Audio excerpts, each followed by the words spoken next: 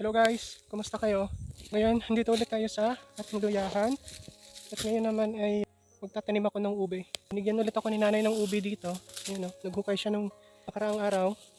At meron siya napulot na mga pwedeng pangbinhi. So itatanim natin.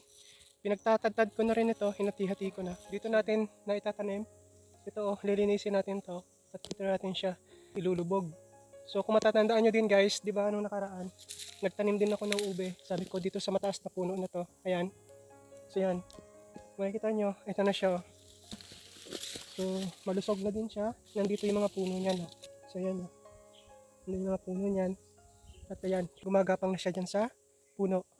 So ngayon, ang dala natin ngayon, dyan naman sa taas. Sabasan lang natin yan at dyan natin ilulubog. So ayan guys, ayan na o. Tanim na natin yung dala nating ube. So ayan. Ito naman yung dati nating itinanim. Ayan o, gumagapang na siya sa puno.